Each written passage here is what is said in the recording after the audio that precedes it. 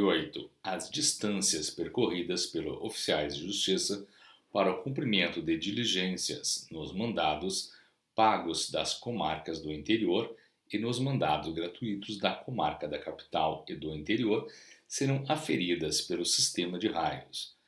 Parágrafo 1º.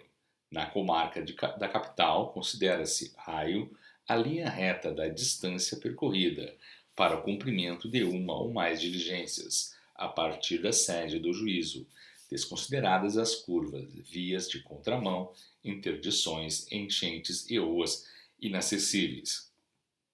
Parágrafo 2º.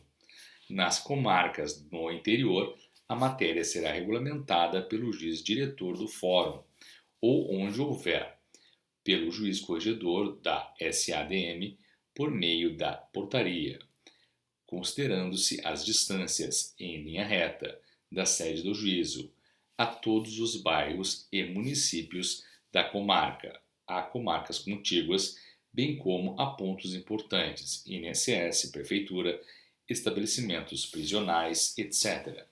A portaria de distâncias também definirá local vizinho e será atualizada sempre que necessário, mudanças da sede do juízo, criação de novos bairros, instalação de presídios, etc. Cópia da portaria será encaminhada à Corregedoria Geral da Justiça, a qual, depois de aprovada, será remetida pelo juízo. A publicação no Diário da Justiça Eletrônico, para conhecimento das partes, advogados e população em geral. Parágrafo 3º. Os oficiais de justiça valer-se-ão dos critérios de economicidade e da celeridade, ao traçarem seus roteiros para cumprimento das diligências. Artigo 1009. O escrivão de ofício de justiça ou o servidor responsável pela seção administrativa de distribuição de mandados manterá rigorosamente fiscalização sobre o lançamento das despesas de condução dos oficiais de justiça, tendo em vista sua responsabilidade funcional solidária com eventual conduta irregular dos referidos serventuários. Para esse mister, observar-se-ão atentamente estas normas de serviço e os pareceres normativos da Corregedoria Geral de Justiça, valendo-se, quando necessário, da orientação dos respectivos juízes, corregedores permanentes. Subseção 2. Dos mandados pagos. Artigo 1010. As cotas de ressarcimento de despesas de condução dos oficiais de justiça, adiantadas e ressarcidas pelos interessados, são fixadas em unidades fiscais do Estado de São Paulo. Parágrafo único.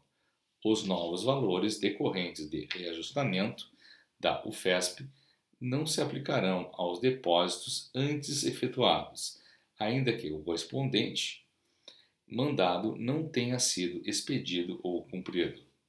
Artigo 1011. Na comarca da capital, o valor de cada cota de ressarcimento correspondente a todas as diligências necessárias à prática de cada ato objeto da ordem judicial, ainda que o resultado seja negativo, é fixado em 3 UFESPs. Parágrafo único. Haverá o recolhimento de uma cota de ressarcimento para cada destinatário da ordem judicial constante do mandado, independentemente da quantidade de endereços ou das diligências necessárias à prática do ato, ressalvado o disposto no artigo 1007. Artigo 1012. Nas comarcas do interior, o valor da cota de ressarcimento é fixado em 3 UFESPs, correspondente a todas as diligências necessárias à prática de cada ato objeto da ordem judicial, ainda que o resultado seja negativo, até a distância de 50 km da sede do juízo, além deste raio, a cada faixa de 10 km ou fração. Só de ida, aquele valor será acrescido do equivalente a meia UFESP. Parágrafo 1º. O juiz diretor do fórum, ou onde houver o juiz corregedor da SADM, editará portaria com base nas distâncias da portaria prevista no parágrafo 2º do artigo 1008, contendo os valores das cotas de ressarcimento, por exemplo, até 50 quilômetros, texto FESPES, e assim sucessivamente. A portaria utilizada, sempre que houver alteração do valor da OFESP, será publicada no Diário da Justiça Eletrônico, para conhecimento das partes, advogados e população em geral. Parágrafo 2º. Nas comarcas do interior, o oficial de justiça cotará, logo após a certidão lançada no mandado, as despesas de condução para a prática do ato, indicando a distância da sede do juízo. Parágrafo 3º. No cumprimento dos atos no território das comarcas localizadas nos estados vizinhos, de acordo com um protocolo de cooperação celebrado, o oficial de justiça, munido de um ofício de apresentação, dirigir-se-á ao fórum local, onde os funcionários do respectivo ofício de justiça, subordinados ao juiz diretor do fórum, lhe fornecerão todas as informações solicitadas, especialmente a respeito da localização e dos meios de acesso ao local designado para cumprimento do ato. Neste caso, o reembolso das despesas de condução será fixado, bem como os atos serão praticados de acordo com as normas previstas neste capítulo. Parágrafo 4º.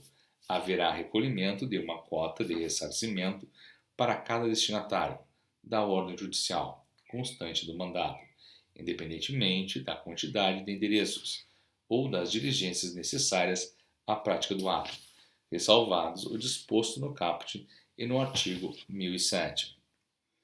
Artigo 1013. Os valores despendidos pelo oficial de justiça com pedágio rodoviário, balsa ou ferryboat no cumprimento de mandados pagos serão recolhidos antecipadamente por meio da respectiva guia, se o interessado, ciente da circunstância, souber de antemão o valor do gasto excepcional. Do contrário, o oficial margeará a despesa que suportar no mandado, para que depois venha a ser ressarcido pelo interessado.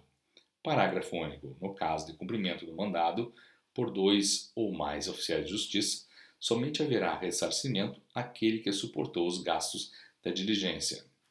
Artigo 1014. Ressalvados os casos de diligências gratuitas, o autor, logo após a distribuição da inicial, comprovará o recolhimento do valor devido. Igual comprovação será feita com o requerimento de realização de diligências no curso do processo, sem o que não serão efetuadas. Artigo 1015.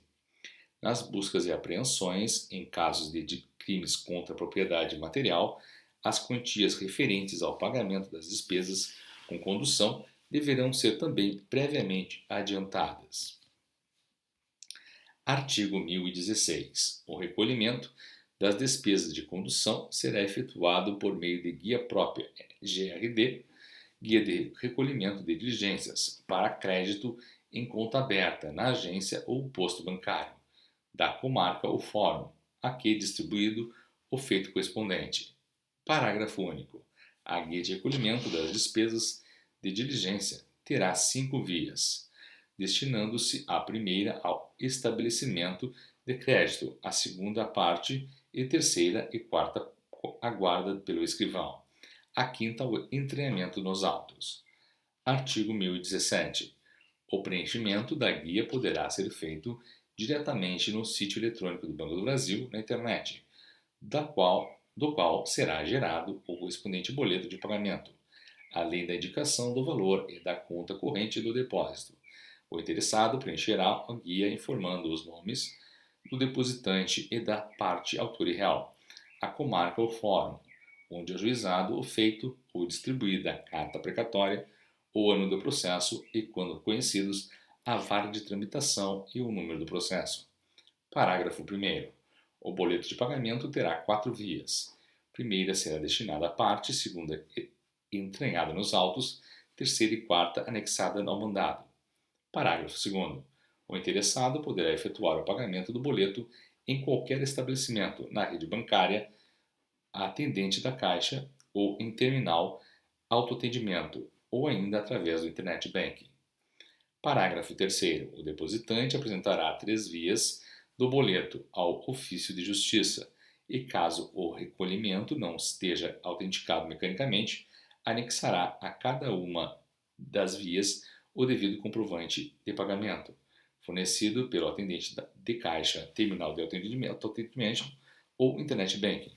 Se o estabelecimento bancário fornecer apenas o comprovante de pagamento, Filipeta, caberá ao interessado extrair cópias para anexar a outras duas vias do boleto.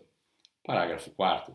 Depósitos realizados de forma contrária ao previsto no caput, especialmente com erro de indicação da comarca ou fora de processamento do feito ou do cumprimento da carta precatória, deverão ser rejeitados, intimando-se o interessado a proceder novo depósito.